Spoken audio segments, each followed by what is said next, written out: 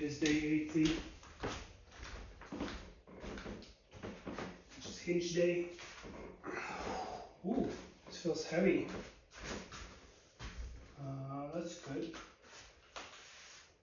So, still looking at progressions. It's going to be a sort of pseudo progression for the kettlebell swing, not entirely moving into a new movement. But we're going to do one arm kettlebell swings. Yeah, my schedule has been single focus kettlebell swings for quite a long time, so I don't even remember the last time I did one arm swings. So this is going to be interesting. We go as usual 10 minutes. I'm going to try to do 5 plus 5.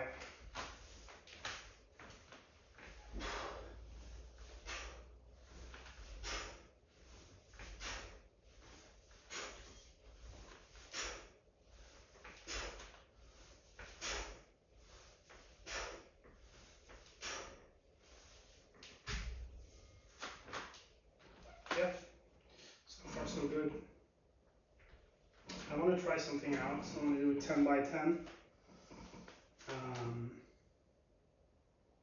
Or 10 plus 10, which will equate to 20 swings, the same weight that I've been doing two-handed swings. Just see if splitting it up, doing half of the time gripping on one arm and then switching to the other should theoretically increase the amount of rest and recovery I get per arm by almost double.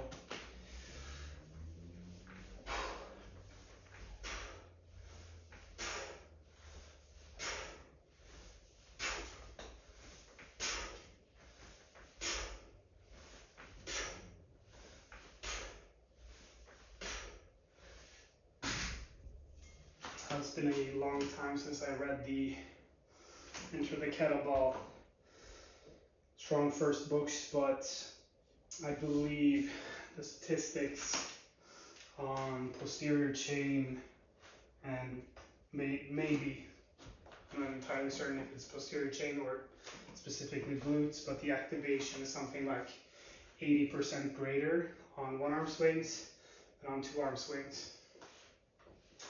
So that's pretty cool, doing the same movement but just switching to one arm.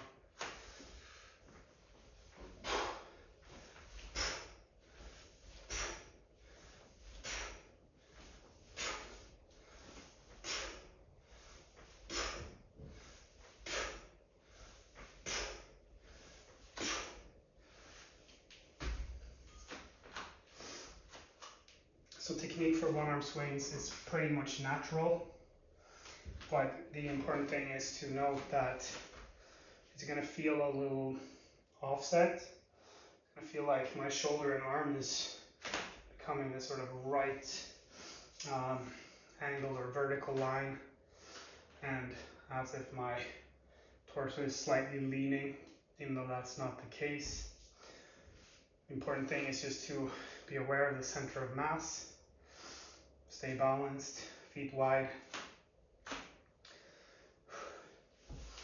and work naturally with the kettlebell.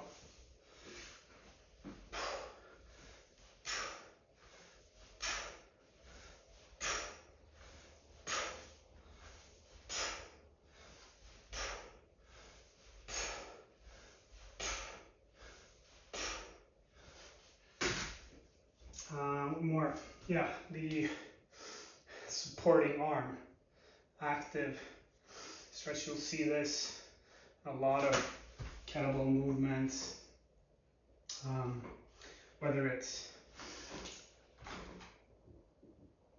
Turkish get-ups or anything else. It's just a point of balance.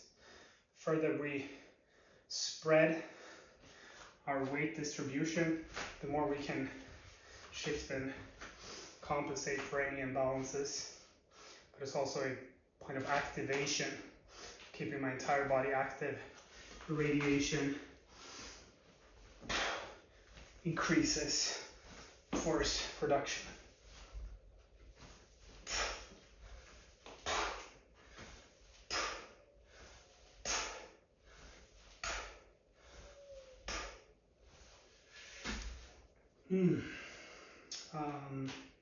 The mid-air hand shift is not necessary. It feels nice. It's a good thing to practice, but until you feel very comfortable with the grip and weight of the kettlebell and the swing, overall, it's not something I would force. And if you do, make sure you've got some coverage. It's not the fastest jerk style movement, but it requires some practice. More important is the hike, leaning back, swinging in to initiate the first repetition. 5.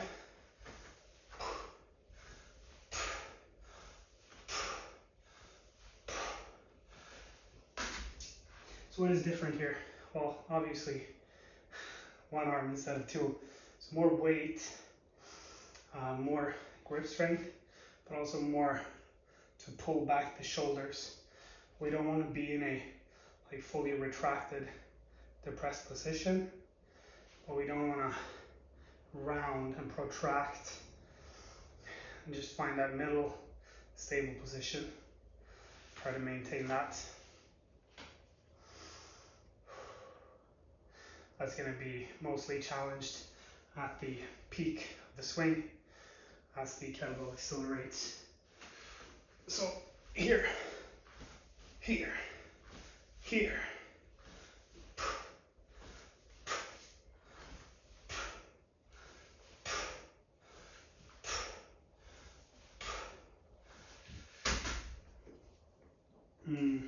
But for the handoff midair, as I'm getting more comfortable with it and not too stuck up with the dialogue, it's basically just as the kettlebell is moving up, I put my hand on top, let go, and grip, because it's going to be on hang time before it starts going down. I feel anesthetized.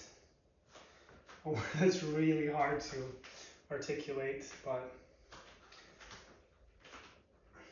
yeah, my speech isn't on point here.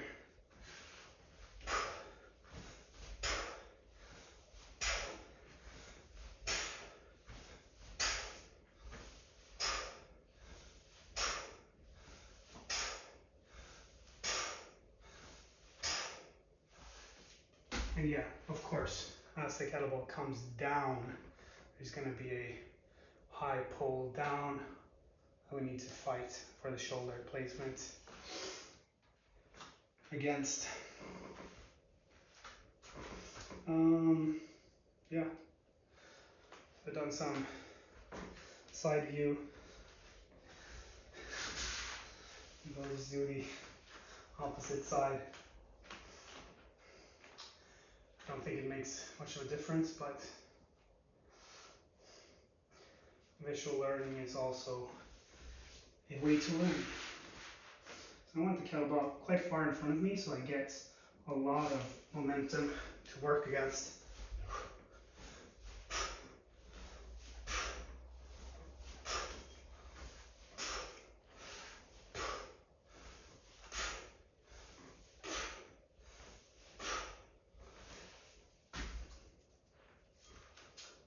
Once again with the mudras, if you're not into yoga, that's the sort of hand signs that we can do for radiation.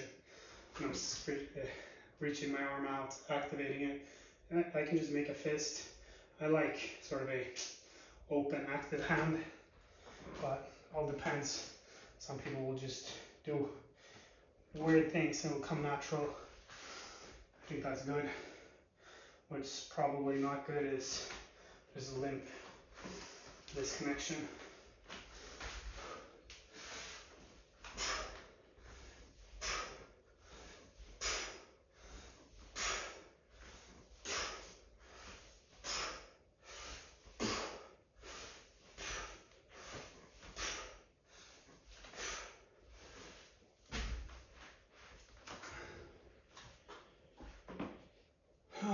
so far this feels good.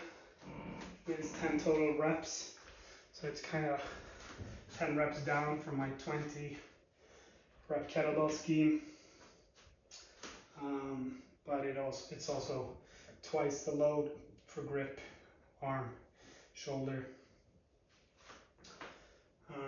So cutting volume in half is probably prudent. So as always, like unilateral movements are just generally healthier because they allow less compensation, where one side can sort of overwork to compensate for a weakness or deficit in another. And yeah, we'll just stabilize, balance the body better in general. So that's been the one arm kettlebell swing. It is day 24 of June meditation challenge, which means 120 breaths or 12 minutes. Seated, silence.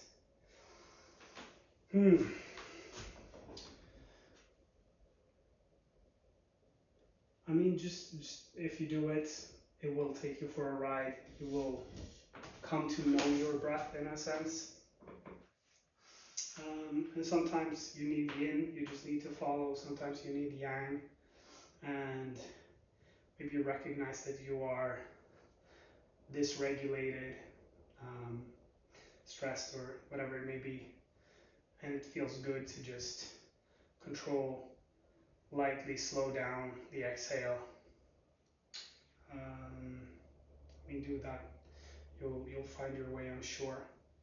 What's most important is the attention and the upgrade of resolution of the interface between your attention, your mind, your body, how they